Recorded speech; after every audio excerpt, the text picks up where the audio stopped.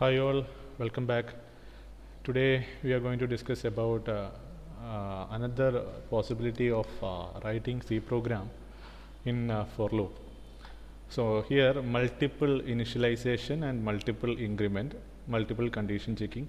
So all those possibilities in a single line. That is a thing. Actually, what we will do is we will do nested for loop. Instead of using that nested for loop, we can write a program like this one also. Here I and j are the two integer variables. I initialize the value of phi and j in a single statement. So I equal to 1, j equal to 1, I less than 3 or j less than 5. So what's the meaning of that? Any one of the condition, if any one of the condition is true, then the entire program will be true. Okay, if any one of these condition, that is important thing, any one of these condition is true, then the entire program, that is the for loop will be true. Then for example, in this case, I equal to 1, j equal to 1, I less than 3, j less than 5. So I less than 3 in the sense 1 less than 3, okay, 1 less than 3 in the sense condition true, or j less than 5, j less than 5 in the sense 1 less than 5, again true. So the result is, so I will write this one in a Word file so that I can explain it clearly. So in this case, this condition, in the first one, I value equal to 1 and j equal to 1, I less than 3. So it returns a value. So already we discussed about how this works. It returns, if the condition is true, this returns a value 1, okay, and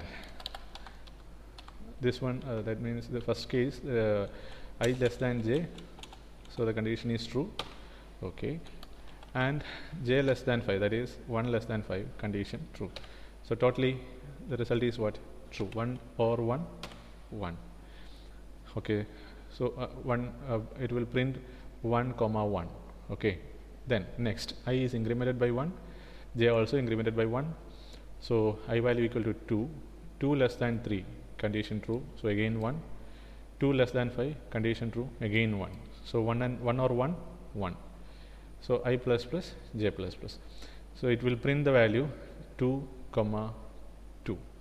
After that, again it will be incremented by 1. So I equal to 3, 3 less than 3, condition false. Okay, or j equal to 3, 3 less than 5, again condition true. So 0 or 1, again 1. So entire condition is true. It will print 3 comma 3. Okay. Likewise, the program executes. So here we have the output like this. So initially this value. So if it is AND, what will be the output? If it is AND, so both the conditions should be true, otherwise it will fail. Okay. So here initially 1 less than 3, it will both the conditions are true, both the values are 1, both the values are having 1, so both the conditions are true. So 1 and 1, 1 again, so 1 and 1 will print, then 2 less than 3, condition true, 2 less than 5, condition true, both are true. So this also prints 2 and 2, 2 comma 2, then 3 less than 3, condition false. So we don't want to verify the second one because 0 and 1, 0. So you will get the result like 1 comma 1, 2 comma 2. That's all. Okay, let me check the output of this program.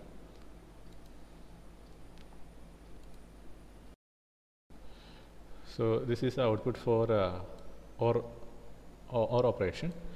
So now so this is because any one of the condition is true, then it will execute the remaining part of the program. Okay, so that is why we are getting the output like this.